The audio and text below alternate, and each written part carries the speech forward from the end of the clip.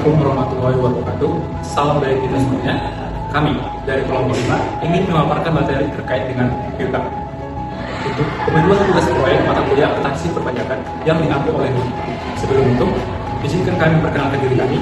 Nama saya Faisal Muhammad dengan 3 digit yang terakhir 297. Saya Reza Fahad Setiawan, terakhir 313. Saya Kurniawan dengan 3 digit terakhir 301. Saya Reva Mafudila Azhara dengan 3 digit terakhir 308. Saya Aina Wadaya dengan 3 digit terakhir 299. Kalian pasti pernah beli sesuatu secara kredit kan? Nah, di balik itu ada pencatatan yang mengaturnya.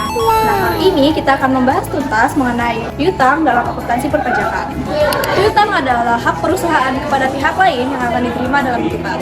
Sederhananya, perusahaan sudah memberi jasa atau barang, tetapi pembayarannya masih belum diterima.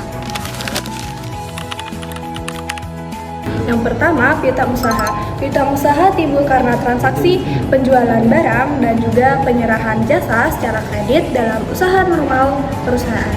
Yang kedua, piutang di luar usaha. Piutang di luar usaha timbul karena hal lain seperti pemberian pinjaman kepada pihak ketiga atau karyawan, klaim asuransi, restitusi pajak, atau royalti. Dari sisi waktu, piutang yang bisa ditagih dalam 1 tahun dicatat sebagai aset lancar. Kalau lebih dari 1 tahun, masuknya ke aset lain-lain. Untuk kepentingan fiskal, rekening piutang harus bisa menampilkan data lengkap yang berisikan nama dan alamat debitur, jumlah piutang, kapan timbul dan berkurangnya, jenis piutang, hak penerimaan bunga, tanggal jatuh tempo, hingga jumlah yang bisa dihapuskan.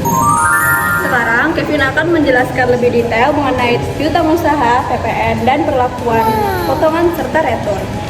Saya Kurniawan, di sini saya akan menjelaskan mengenai materi piutang usaha, PPN, potongan dan juga retur. Piutang usaha dicatat saat barang diserahkan atau jasa dilakukan, bukan saat uangnya masuk. Ini prinsip aktual yang menjadi dasar bagi akuntansi komersial. Nah, kalau perusahaan sudah dikukuhkan sebagai pengusaha kena pajak atau PKP, maka wajib hukumnya untuk memungut PPN atas setiap penyerahan barang dan jasa kena pajak. Artinya, dalam pencatatan piutang, nilai PPN harus dipisah dari nilai penjualannya. Tapi, kalau perusahaan belum berstatus PKP dan tidak memungut PPN, tidak boleh membuat faktur pajak. Maka dari itu, pajak masukan yang dikenakan tidak bisa dikreditkan sehingga masuk ke harga perolehan barang. Lalu selanjutnya potongan dan retur penjualan. Ada 3 jenis potongan. Yang pertama, ada trade discount yang dikurangkan langsung saat transaksi. Lalu yang kedua, ada potongan tunai untuk mendorong pembayaran cepat. Lalu yang ketiga, adanya retur penjualan bila barang dikembalikan. Nah, ketiga-tiganya ini boleh dikurangkan dari penjualan bruto sesuai dengan ketentuan perpajakan. Dan yang tidak diperbolehkan adalah membuat penyisihan atau allowance untuk potongan dan retur. Karena perpajakan mengutamakan realitas transaksi yang benar-benar terjadi, bukan estimasi. Nah, lalu selanjutnya, rekan saya Burjo akan menjelaskan tentang penghapusan piutang dan pembentukan cadangan. Baik, lanjut ke materi cadangan dan penghapusan piutang. Dalam akuntansi komersial, perusahaan bisa membentuk cadangan atau penyisihan untuk mengantisipasi piutang yang mungkin tidak tertagih. Ini lazim dilakukan dengan 3 metode. Yang pertama, presentasi penjualan, yang kedua, presentasi piutang usaha, yang ketiga, analisis uang piutang. Tapi, bagaimana di perpajakan? Ketentuan perpajakan tidak mengizinkan pembentukan cadangan penghapusan piutang, kecuali untuk jenis usaha tertentu. Yang berlaku adalah metode penghapusan langsung atau direct off method. Syarat agar penghapusan piutang diakui secara fiskal: 1. Piutang sudah dibebankan sebagai biaya di laporan laba rugi komersial. 2. Wajib pajak menyerahkan daftar piutang tak tertagih kepada Direktorat Jenderal Pajak.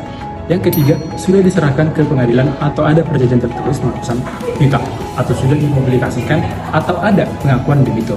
Ini berdasarkan Undang-Undang Pajak Penghasilan Nomor 36 Tahun 2008 Pasal 6 Ayat 1. Khusus untuk debitur kecil, syarat ketiga tidak berlaku.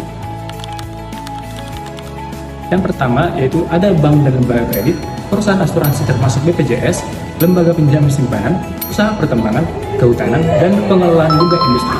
Berikutnya, Reva akan menjelaskan tentang piutang dengan pihak yang mempunyai hubungan istimewa. Nah, dalam dunia bisnis, tidak semua transaksi terjadi antara pihak-pihak yang benar-benar independen. Ada yang disebut hubungan istimewa, yaitu hubungan antara wajib pajak dengan pihak lain yang saling mempengaruhi keputusan bisnis. Masalahnya dalam praktik, harga yang dibebankan kepada pihak berelasi bisa tidak wajar.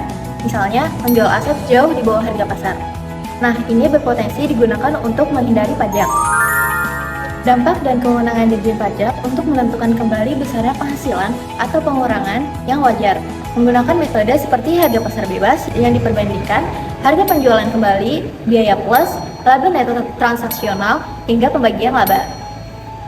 Selain itu, bisa ditetapkan Advance Pricing Agreement atau APA, yaitu kesepakatan antara wajib pajak dan Dirjen Pajak mengenai harga jual wajar untuk transaksi dengan pihak berelasi. Tujuannya untuk mencegah penyalahgunaan transfer pricing. Jika ada transaksi dengan pihak berelasi, harus diungkapkan dalam laporan keuangan, seperti jumlah transaksi, saldo piutang, pengisian piutang terkendali, dan beban piutang ragu-ragu yang jatuh tempo. Terakhir, Reza akan tutup dengan nilai piutang di neraca dan contoh jurnalnya. Selanjutnya, saya akan membahas tentang nilai piutang di neraca dan contoh jurnalnya. Di neraca, piutang dicatat sebagai piutang neto, tapi pengertiannya berbeda antara akuntansi komersial dan fiskal. Di neraca komersial, piutang neto adalah saldo piutang dikurang penyisihan piutang tak tertagih. Sedangkan di neraca fiskal, piutang neto sama dengan saldo piutang dikurang piutang yang benar-benar tak tertagih tanpa penyisihan, kecuali untuk 6 jenis usaha yang sudah diatur. PT Adi menjual secara kredit kepada PT Zap sebesar 5.500.000, sudah termasuk PPN 10% dengan HPP 3,5 juta. Lalu jurnalnya, di debit ada piutang sebesar 5.500.000, di kredit ada pajak keluaran sebesar 500.000, dan di kredit lagi ada penjualan sebesar 5 juta. Lalu untuk jurnal HPP-nya, di debit ada HPP sebesar 3.500.000, lalu di kredit ada persediaan sebesar 3.500.000. Jika PT boleh dinyatakan pailit dan piutang sebesar 1 juta memenuhi syarat fiskal untuk dihapus, maka menggunakan metode langsung. Dengan jurnal, di debit beban piutang tak tertagih sebesar 1 juta dan di kredit piutang usaha sebesar 1 juta. Nah, jadi perbedaan utama antara komersial dan fiskal yaitu boleh atau tidaknya membentuk cadangan dan bagaimana nilai piutang disajikan di neraca. Nah, tadi sudah kita bahas mengenai pengertian piutang, jenis-jenis piutang, dan ketentuannya secara fiskal. Termasuk peraturan PPN, potongan, dan juga retur penjualan. Lalu metode penghapusan piutang dan syarat-syaratnya menurut Undang-Undang Perpajakan. Hukuman istimewa dan dampaknya terhadap transfer pricing. Sampai bagaimana piutang disajikan di neraca beserta contoh jurnalnya. Intinya, piutang bukan sekedar tagihan biasa, ada peraturan perpajakan yang harus kita ikuti mulai dari pencatatan hingga penghapusannya. Sekian materi yang dapat kami paparkan terkait dengan piutang. Semoga materi yang kami paparkan ini dapat bermanfaat bagi kita semuanya. Kurang lebihnya mohon maaf. Kami, kelompok 5, pamit undur diri. Wassalamualaikum warahmatullahi wabarakatuh. Ketiga. Kelompok 5, Piutang terkendali, kas pasti terisi.